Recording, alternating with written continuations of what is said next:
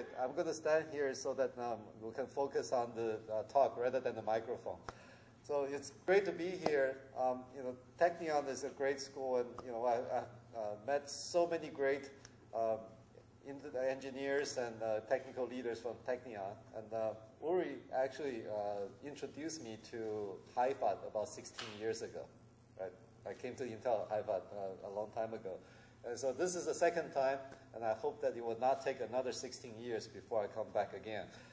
So what I would like to do is to just spend a few minutes today to talk about some of the things that we're seeing in the programming world. And we're beginning to see that computer engineering has been mostly viewed as a hardware discipline. You know, most people, if you ask a high school graduate whether they whether they think about computer engineering as a software or hardware, they will have no clue, and they say, "Oh, hardware." And then, you know, if they want to do software, they go to computer science. And what I would like to argue about is, you know what, programming is quickly becoming an engineering discipline. And so this is going to be a very interesting and exciting opportunity for computer engineering researchers and educators to begin to think about the future of computer engineering. So just, you know, you probably have already seen this many, many times, and several previous speakers also mentioned this. The only way to grow application performance in the future is parallelism. And you know, even in Mark's talk, he just walked in, that when he mentioned that you know, to increase the energy efficiency and so on. But if you look at the kind of things he did to drop down that power, you know, the consumption, there was a huge amount of data parallelism that he had to use in order to drop down that you know, the consumption. So what we're seeing is the libraries, the algorithms, and the programming tools are all going to have to go through a major transition in the next few years. And you should ask at this point, why is this different from what people have been doing with HPC in the past 30 years? And the answer is, truthfully speaking, the HPC revolution, parallelism development did not really touch the node level much at all. And within the node, the fundamental libraries and algorithms were still sequential. Okay? And a lot of the advancement actually had to do with weak scaling rather than strong scaling. And we're just working on bigger data sets and partition the data sets, and then use the sequential algorithms in the nodes to, you know, to implement most of these systems. But in terms of the moving forward, we're not going to have that luxury. We're going to have to take care of both weak scaling and strong scaling. And all the node libraries and so on are going through fairly rigorous you know, revision. And so we're, you know, I'm going to talk about the engineering aspect of these things. You know, why it's going to take very, very strong engineering discipline to be able to handle this challenge. David showed a slide, and I think someone else also showed you know, a slide in terms of these libraries. If you look at the landscape, and a lot of people will say programming CPUs is a lot easier than programming GPUs. And the truth of the matter is they're both difficult if you want to get performance out of them. Okay, they're both very difficult. However, the CPU library has advanced in the past 15 years or so. You know, since the introduction of SSE and so on, you know, there has been a very strong development in the CPU world. And Intel honestly did a very, very good job with MKL. And you know, well, I'm going to show you some result from MKL measurement. It's, you know, some of these libraries took a long time to develop. And once the libraries exist, you know, it does make the programming job much, much easier. And if you look at the GPU computing libraries today, some of the libraries are in place, but some of the libraries are still missing. Like Magma and CULA on David's list, you know, they still need to they need more scalable solvers. And for graph algorithms, we still need to have graph partitioning tools, kernels running in parallel.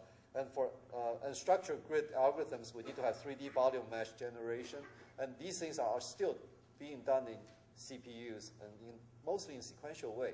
So we're going to, you know, need to figure out how we can push these harder, you know, library components and so on into parallel form and so that we can make the programming job a lot easier. So there are really 4 different levels of difficulties.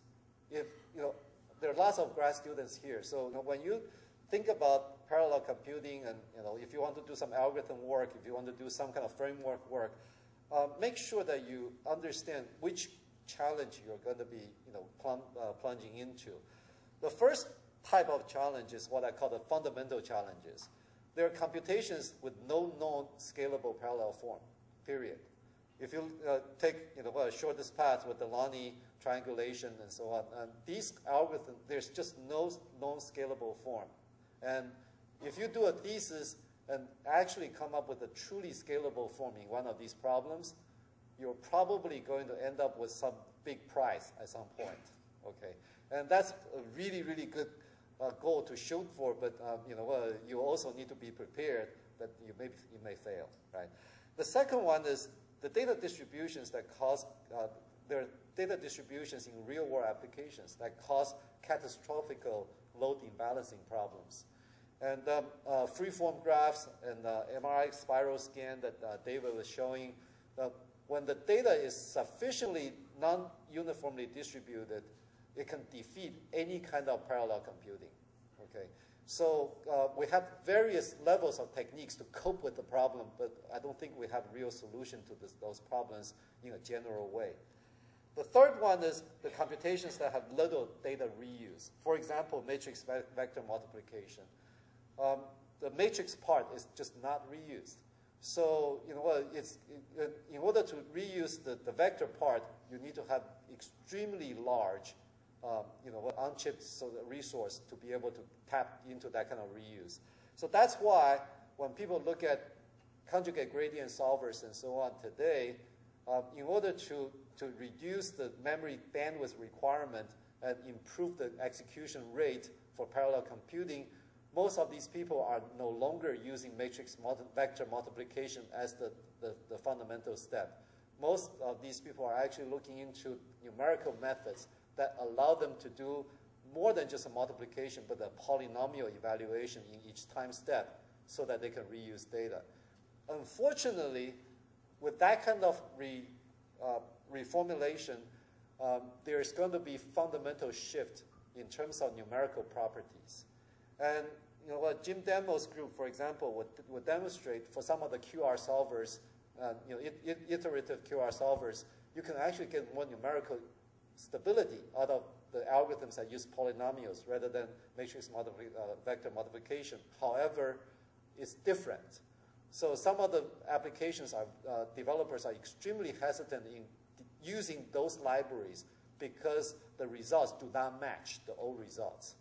And there's going to be a lot of work needed to be able to, to introduce these newer formulation into the libraries. And then the fourth challenge is the easiest one. There are algorithms with sufficient data reuse and sufficient locality that if you work at it hard, you can actually get them to work in a scalable way.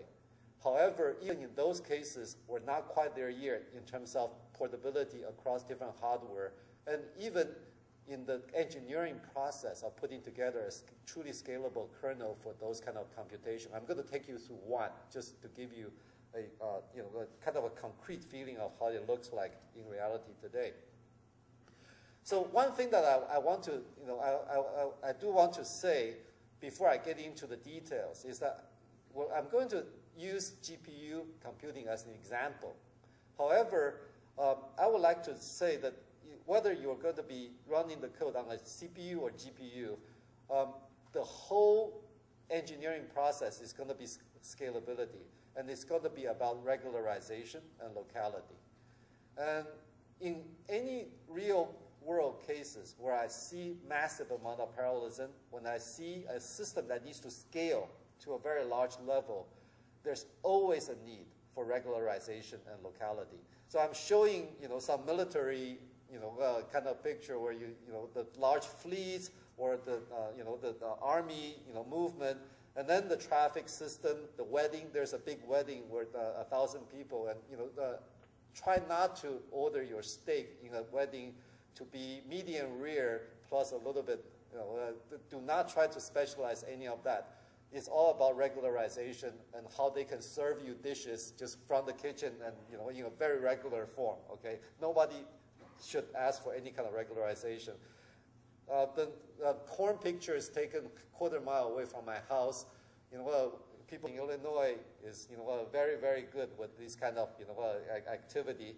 And then iPod factory. If you want to produce a lot of high-tech devices, you need to be able to produce those devices in very regular and very localized way. So the facility doesn't look high-tech at all, but the devices that come out of it can be extremely large volume and high-tech. So there are three things that need to be overcome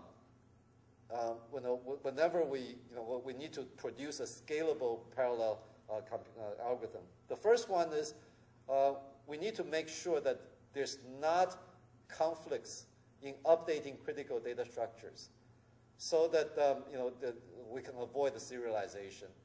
And the second one is oversubscription to global memory bandwidth.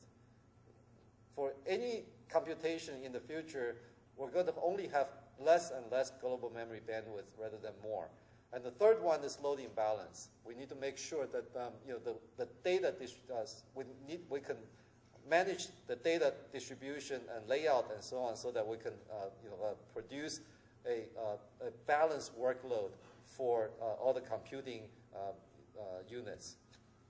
So at this point, we know that there are 8 categories of techniques that people have been using very effectively, whether they're using the techniques for GPU computing, or they're using some of these for SSE type of programming on the CPU and multi-core. And these techniques actually deal with various forms of problems in the scalability. Data structure contention, DRAM bandwidth, on-chip memory locality, computational efficiency, load imbalance, and CPU-GPU leverage, how you can actually keep all the different devices busy and get performance out of it. So let me take you through a simple, at least seemingly simple example, a tridiagonal linear solver. And this is one of the easiest linear solvers in the linear solver category. It's a very important core of science and engineering computation. This is, it's used extensively in computer graphics, fluid dynamics, derivative pricing, iterative solver preconditioners, and multi-grid methods and finite difference PDE solvers. The system looks pretty simple. Essentially, you have a system of linear equations. And every equation will have 2 or 3 variables. And they are actually, all the equations, once you form the matrix form, are either the main diagonal, or the upper diagonal, or the lower diagonal. So then you have a bunch of, right-hand side values that the linear system equations need to match. This particular computation is very, very straightforward for sequential algorithm.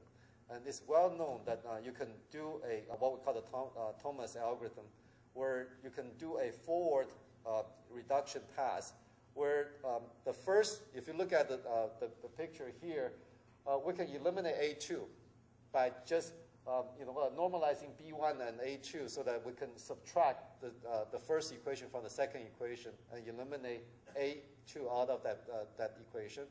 And then B2 and C2 will become new values, and D will become new value, but that's okay, right? So now you end up with 2 variables in the second equation. You do the same thing for the next one, the next one, the next one. In the end, you started with 2, so you end up with 1, and that gives you the solution right there, right? And then you substitute back. It's extremely efficient because it's a linear algorithm, okay? And so, this particular, style of implementation has been used in libraries for years. When you start to think about parallelism, things get a little bit more complicated. But people have already thought about this, so it's not too bad. In general, they fall into what we call the cyclic reduction kind of situation. remember that, if you want to use Thomas algorithm, you need to have a sequential forward and backward path, and which is a little bit problematic when you try to introduce parallelism. So one way to look at this is to say, we can reduce the problem. So we can actually use the odd even neighbors. Okay, so let's say the two even neighbors to eliminate the odd variables, or the odd neighbors to eliminate the even variables from the equations. So I'm showing you a simple example here where we can use the first and the third one together to get rid of the odd variables from the middle one. And you say, oh, but you just introduced another variable into it, right? That's okay, because now we actually reduce the problem into either odd or even form, so that we can actually split up the problem and have a smaller problem of all the odd variables and smaller problem of all the even variables. So this is a typical trick of using reduction, reduction or recursive methods to partition your problem so that you can do a divide and conquer, right? So, intuitively, this is not too bad. And it's actually quite efficient. It's slightly more expensive in terms of complexity. You start to have n log n versus n. But if you can enable enough parallelism, you can make up for the log n and get more speed. So this particular method is essentially the base of most of the parallel algorithms that deal with tridiagonal solvers. There's a slight problem, and this is usually where all the engineering efforts can come into parallel programming. The problem is there is a very low compute to memory access ratio in that in a straightforward implementation, because every time you go and fetch one of the coefficients, you do a multiplication or you do subtraction, but it's for every operand you fetch is not a whole lot of operation you can do. So if you do a straightforward parallel implementation, the compute to memory access ratio is about 1. Whereas in most of the modern computing devices, in order to get anywhere close to the peak speed, you need to have about 14. And the ratio is actually creeping up in the past generations.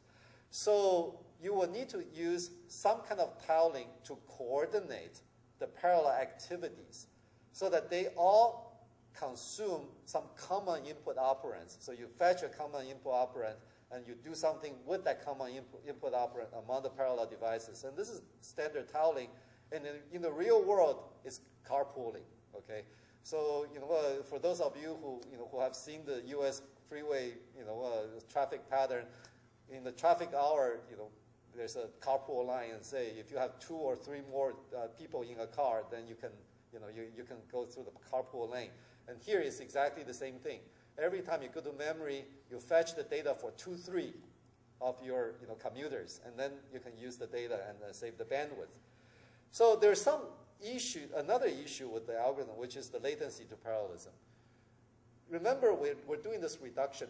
We're doing this recursive process to partition the matrix. So it does take a little bit of time for us to build up enough parallelism to be able to actually get to the real parallel execution mode. And this allows MDOS law to creep in. Okay, so now you start to have a portion of your execution time in a enough sequential mode that can eat into your scalability. So data access tiling is conceptually a fairly simple method. You have these threads. Each thread will be accessing multiple data input elements on the upper left-hand side. So you're putting a little bit of synchronization and make sure that these threads make progress roughly along with each other so that you can control the consumption of their input operands. Okay, so it's not bad, so then once you control the consumption pattern, you can control the amount of data that needs to be on the on-chip memory, and then you can make sure that all the parallel activities consume that focused portion of the data before they move on. So you invariably will see some barrier synchronization and so on in the implementation. So let's take a look at the engineering process of tiling. So for this particular one, the tiling algorithm is actually a little bit tricky. The reason is, remember, this whole computation came from this, going from the upper corner, and then you need to use this, the odd neighbors to eliminate the variables for the even, right? So when you have a tile that you want to focus, you invariably will start to see some data that you need to bring in from your neighbors, right? So this is a classic problem of halo cells or ghost cells or skirt cells, whatever people tell them. It's really just information that you need to bring from your neighbor's input pool into your own tile. And also for the computation, once you start to partition your matrix into more and more, you start to need to have intermediate results from your neighbors, so that you can further partition the smaller ones, right? And that propagates very fast. If you want to be able to generate 2 to the k matrices, then you need to have 2 to the k neighbors to feed into your process. So this has traditionally limited the scalability of tiled algorithms for tridiagonal solver. Okay. This year, some of my students came up with a sliding window tile PCR. Essentially what it does is it still gives you the tiled execution. However, within the tiled execution, you actually use a sliding window to bring in a tile. In fact, it brings in 3 tiles at a time, and then you start to slide. And with the sliding, we can actually eliminate the overhead of fetching the ghost cells and produce enough scalability into the algorithm. And this particular design has heavily engineered. If you look at the way it was designed, there was a very careful analysis of the access patterns and figuring out when to sequentialize things and when to leave things in parallel so that we can actually bring the data in the most efficient way. And unfortunately, this particular style of tiling would enforce some sequentiality across the tiles, right? So then there's a remedy to it. You can actually start another rolling window, let's say halfway in your matrix, but you need to actually do a little bit redundant calculation in order to get that to work. So I hope what I'm making very clear here is that a very simple algorithm problem in the sequential world translates into a fairly complex engineering problem when you try to produce a scalable parallel algorithm. Well, I'm not talking about engineering problems that you need to work on in order to squeeze out the last bit of performance out of a particular piece of hardware. I'm talking about engineering an algorithm so that you can work all the techniques that you need in order to make use of any arbitrary, on-chip memory, data size, and bandwidth ratios, and so on, in order for your algorithm to be scalable in the future generations of the hardware. So if you look at the execution, it's actually quite interesting. We use a Intel quad-core i7 975 processor plus an NVIDIA GTX 480. And we compared this particular algorithm with the MKL, the Intel Math Kernel Library, implementation. So this figure, the left-hand side of the figure, shows what I was saying about weak, scaling. So there are quite a few applications that solve multiple of these tridiagonal systems at the same time. So there are problems where they will give you more than one of these linear systems to solve. So I'm showing an example with 16 of these systems.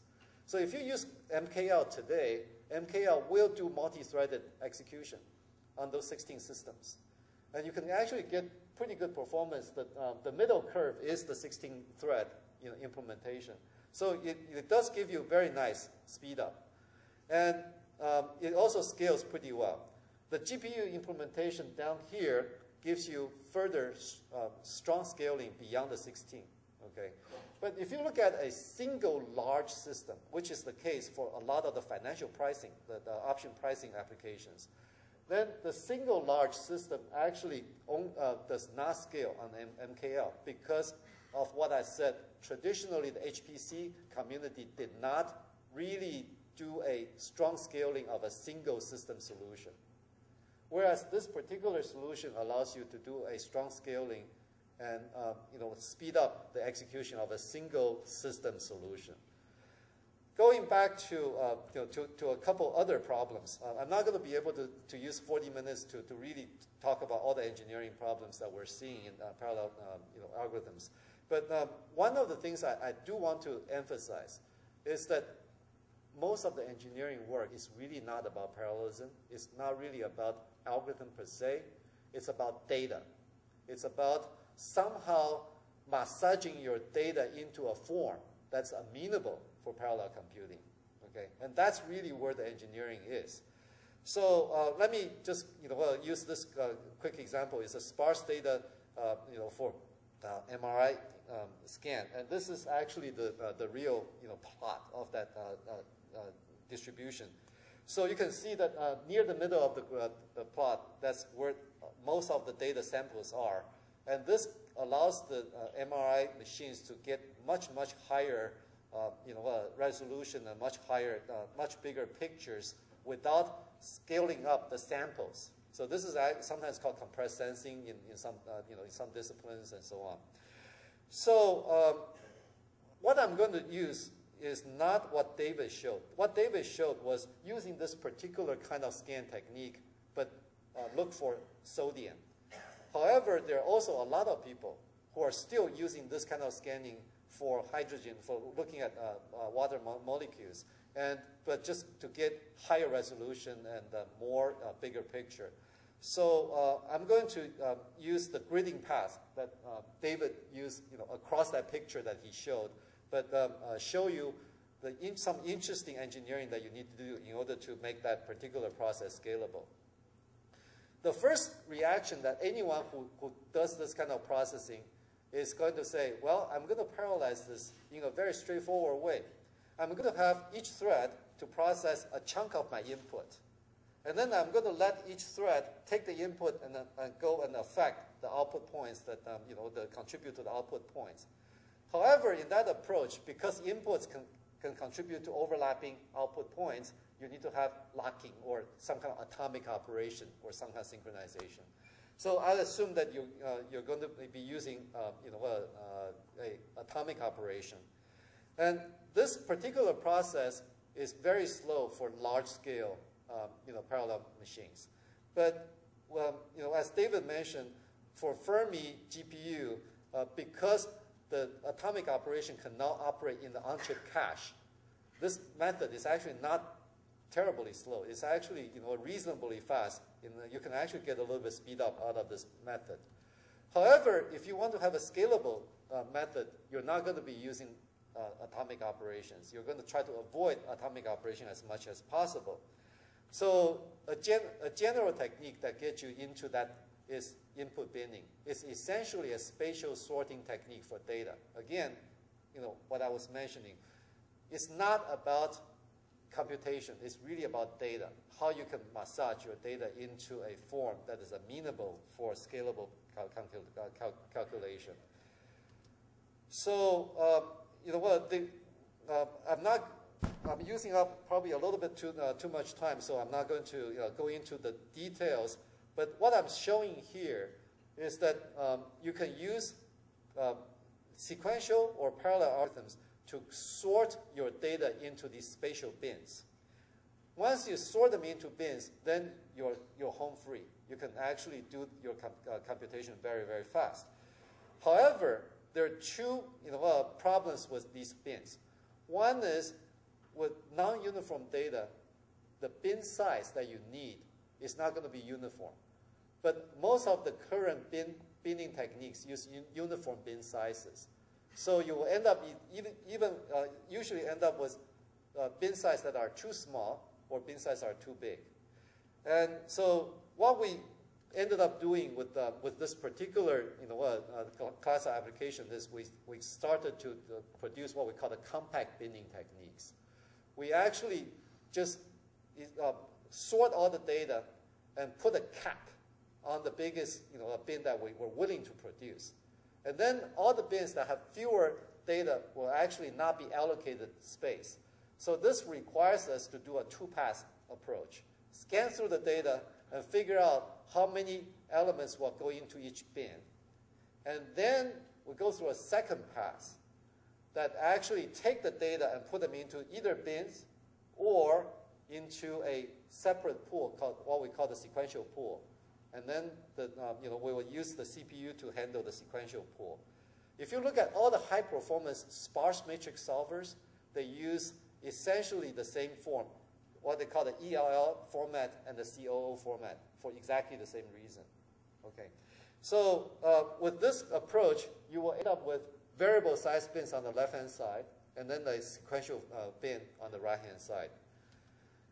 And then we will need to be able to determine the start and end of the bins because it's variable size. So then we use the size information and do a prefix scanning. And this has turned out to be one of the issues that we have eating into the performance of a scalable algorithm, because we need to do the extra scanning path to be able to regularize our data. And then we do the actual binning. So this particular data distribution is one of the worst distributions that you can generate with MRI today. We are using a particular compressed sensing technique that gives us more than 1 million data samples in a very small area, and then much sparser sample outside. And that creates a very large sequential bin, or a very large wasted area in this loading balance on the GPU. So what we currently get is about 2 to 3 times faster for the than the best sequential code for this data distribution. However, if you make your data just slightly more uniform, then suddenly your speed up can go up to 10s and then 20s and so on. You can just see that speed up going up very quickly. The same problem exists in graph algorithms. For shortest path algorithms, or the breadth first search problems, if you have free-form graphs, you can actually end up with slower execution than sequential execution. So I really think that a lot of the engineering problems are going to be in how we handle these kind of things in the moving forward. So let me begin to wrap up. What I hope that I have done is to take you through some very seemingly simple computation, and then show you why a truly scalable parallel implementation of these computation is a fairly complex and demanding engineering problem. And that's the reason why we have not trained our programmers to really deal with scalable parallel programming. So obviously, there are several opportunities in this, in this domain. The first one is building programming tools. Everyone has been talking about programming tools to facilitate these key, engineering techniques. And I'd like to, go back and then, cite one particular, statement that Dijkstra had. He said programmers should write code for others to understand instead of for computers to execute. And today, what we end up doing after we finish all those engineering processes on our source code, the code is truly for the computer to execute, not for humans to read. Okay, so we need to figure out how to remove some of those things from the source code. Without tools, we won't be able to do it. And we also need to be able to have performance portability tools. One of the things that we are seeing is for every ISV that actually produce OpenCL or CUDA code, we see that the code actually needs to be re-engineered for each platform today. And that's not an acceptable situation. The tools should at least eliminate the need for producing multiple versions of source code and having people to go through the same engineering process multiple times. The second one is I think, even more prevalent. That is, regardless how good the tools are, the programmers really need to understand the engineering process. And we need to establish programming as an engineering process into the future. So we need to develop new algorithm techniques. We need to have combinations of expertise in our students in terms of machine organization and numerical methods. And we need to have well-characterized algorithm components. I still remember in the old days when I was an undergrad student, I was a EE student, there were so many good TTL parts with well-characterized speed and power and so on, but not for software algorithms, right? Currently, we don't have any of those kind of characterization for our algorithms and libraries. Data arrangement techniques, we really need to begin to have more disciplined way of managing data. So, having said that, I actually think that computer engineering programs are well positioned to produce the next generation programmers, but I think we need to make some changes. The first change I see is that we need to really teach programming as an engineering discipline. We need to have systematic algorithm engineering. The order of magnitude complexity analysis is a good thing, it's a very good thing, but it's not sufficient. Okay, so we need to begin to teach even more of the engineering mindset and characterization of these algorithms. The second one is we need to begin to develop the data engineering discipline, layout, locality, compaction, how we formalize these things, how we can train the programmers to use it. And then back to what David was saying in terms of computational thinking skills. We need to begin to inject more of the domain knowledge into our students so that they can actually begin to revolutionize some of the ways that people actually solve their problems or formulate their problems. We need to have students to be able to understand the strengths and limitation of the computation devices and then apply them into the problem formulation so that they can steer away from some of the limitations. And so that pretty much concludes what I want to say. But I do want to say that Technion is one of the most reputable technical schools in the world. In fact, every year when we look at our grad school applications, we always look for Technion students. So so there's something a little bit selfish here because I would love to have you to evolve your computer engineering program so that we would love to come and hire all your undergraduate students, and all the companies will hire you, all your grad students. Thank you.